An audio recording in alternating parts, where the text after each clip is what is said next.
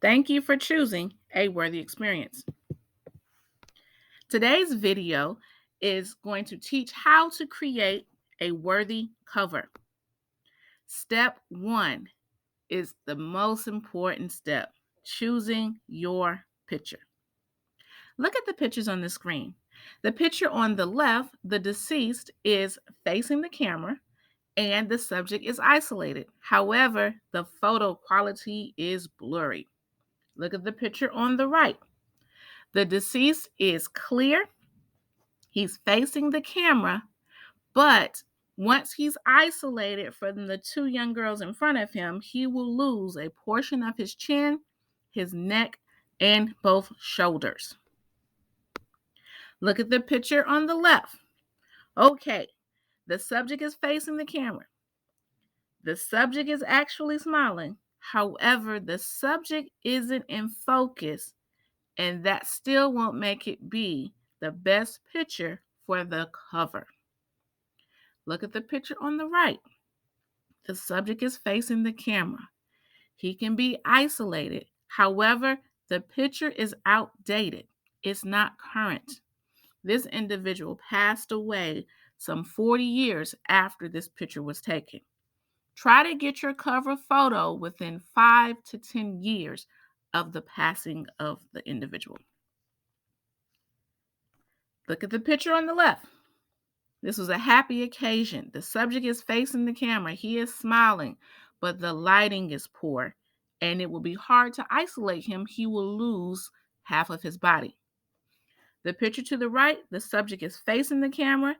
The subject has a full head and face and his neck. However, his shoulders are starting to form, but he does not have a left and a right shoulder.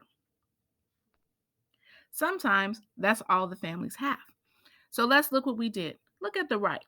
When he was isolated from the prom picture, he's missing half of his body. When he was removed from the background of the selfie he took, he lost his left and right shoulder. However, we combined those two pictures together, changed the lighting, and it actually gave a very good contrast. Remember, everybody has multiple dimensions. So in addition of him being a businessman and a man who was spiritually motivated, he also had a lot of fun. And so we were able to use both pictures to convey that. Clip art was added to hide the fact that he's missing half of a body and he still has no shoulders. Step number 2, choose your style. There are 2 styles available. There's a contemporary and a conservative. Contemporary covers are full of bright and bold colors. There's a creative cover style. For example, some right now are trying to use a magazine style. This one right here has a more youthful comic book look. It really depends on the personality of the deceased. Another style is the conservative cover. The conservative cover is more traditional.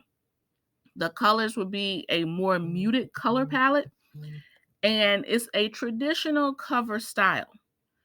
There's a conservative font and clip art choice, but once again, it really doesn't matter if you choose contemporary or conservative, but keep in mind the personality of the deceased. That will help you decide what to choose. Step 3, choose your cover content. This is actually the easiest, most basic part of creating a cover. Why is that? We need to know the name of the deceased as you would like it represented on the cover. Are you choosing to showcase the lifespan, which is the date of birth and the date of death?